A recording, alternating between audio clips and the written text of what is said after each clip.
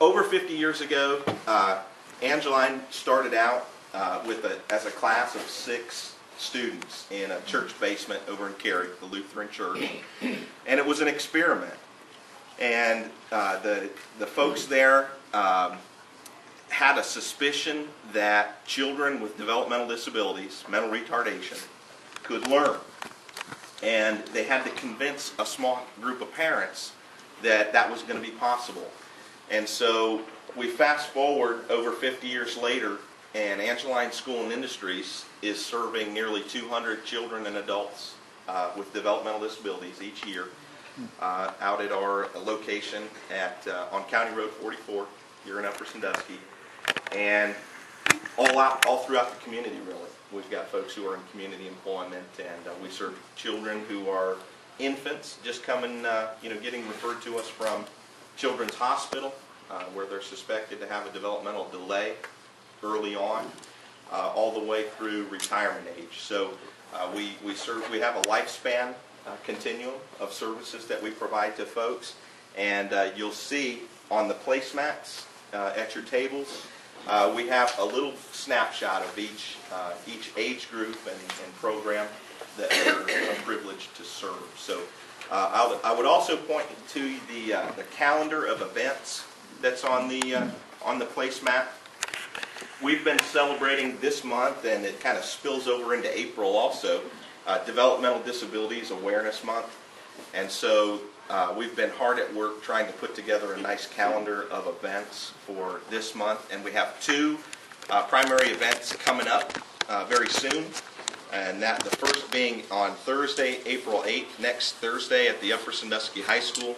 We're going to have our annual Community All-Star Basketball game where 15 quote-unquote all-stars from our community we recruit, and they play our Special Olympics basketball team at the high school. And we had a very fortunate problem a couple of years ago. It was so popular, we outgrew our little gym at Angeline. We had to find Upper Sandusky to host us, and they've been really a terrific host.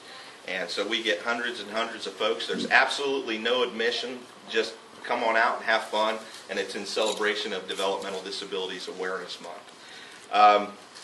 The theme for this year is Just Like You, and hopefully you've seen some billboards and some placemats around town, around the county actually, and the theme is Just Like You, we learn, we work, and we contribute. And so hopefully you can help us celebrate that. And finally, the final event is that following Saturday on April the 10th, and it is our annual Angeline auction. It starts at 10 o'clock, doors open at 9, so folks can come on out, and that does actually fit in our gym still. So you can come on out and check things out at 9 o'clock, and the bidding starts at 10 o'clock. And we're fortunate, it's been probably 16 or 17 years in a row that Doug Walton and his auctioneers from Walton Auction and Realty have donated their time, so that it's a really terrific fundraiser for us. The final thing that I want to talk to you about before I hand it over to folks who are a lot more interesting than I am. This is not a coaster. You see that on your table? Looks a lot like a coaster, but if you add a little water to that, it's going to blow up into a sponge. Lots of fun. You're going to enjoy it thoroughly. And the purpose of this is we want, as part of our awareness campaign, we want to make folks aware, and it's primarily young people who casually use and misuse the words retard and retarded. And so I don't know, maybe you're fortunate enough not to hear that, but we unfortunately hear it a lot in our communities. And I don't think anybody, most folks who use and misuse the casual use of those words, I don't think they intend any harm. I don't think that they know somebody with a disability who they're particularly targeting, but I also don't think that they understand how disrespectful it can be. So if you have kids and grandkids or friends and neighbors and that sort of thing, if you could keep in mind that you can help us play a part in wiping out the R word. It really, for us, it's just a simple matter of respect. We're not really interested in being word police, but I do know that it's just a simple matter of respect. So, without further ado, I'm going to hand things over to Terry Long. Terry is our habilitation manager, which means for our adult program, she's in charge of all things not employment related. And then Lenine Reinschel here will follow Terry up. And Lenine is our operations manager, which means her main focus is employment of adults with developmental disabilities. So without further ado, I'm going to hand things over to Terry, and she can talk to you a little bit about one of our brand new ventures. So Terry Long. Thank you. I think one of the most fun things that I get to do is to talk about the art studio. It is just a joy and a privilege to be able to talk about it and to have it something like this going right now at Angeline. Some months ago, in I think November, we decided we needed to, as an answer to some of the factories closing down, which affected a lot of the work that we had, we were trying to find more habilitation, more fun, more meaningful activities for the people we serve in our adult services to do. And we decided to explore art at Angeline. And we came upon a person who, her specialty is to go around to county boards, and she's a resident artist, and she goes around and she helps county boards get art studios started in their community. And her name is Patty Mitchell, and so she came to our county and she spent a week with us, and it was an absolute delight. She nonstop, we set up and did art for the people that we serve. She helped the staff, come up with some ideas, and we had a week of absolute delight where they did nothing but art.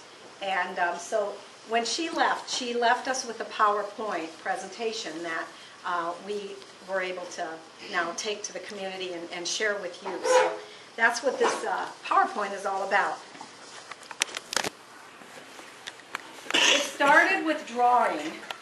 Patty came and she said, let's get them started with drawing. So we got out paper and we got out Sharpie markers, and everybody just started drawing. And there was no instruction, there was no, guidance. It was all allowing them to express themselves through art.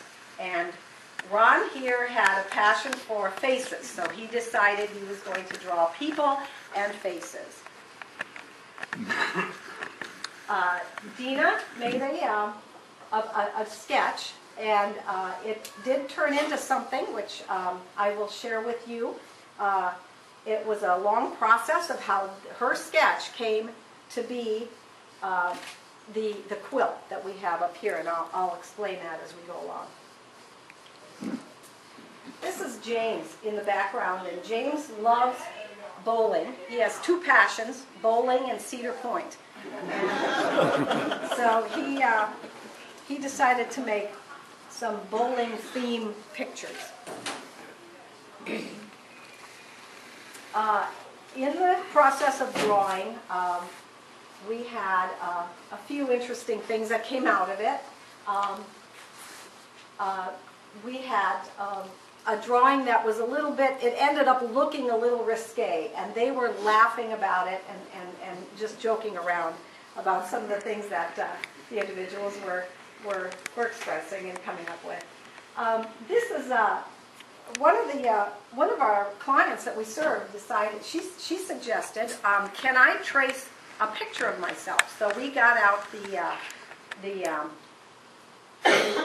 the overhead and a marker, and we took a picture, and then she was able to trace her picture, and we went from there with various ideas. Here's some more individuals that are now painting. We got out the paints after the drawing occurred. We decided to get out paints, so Pat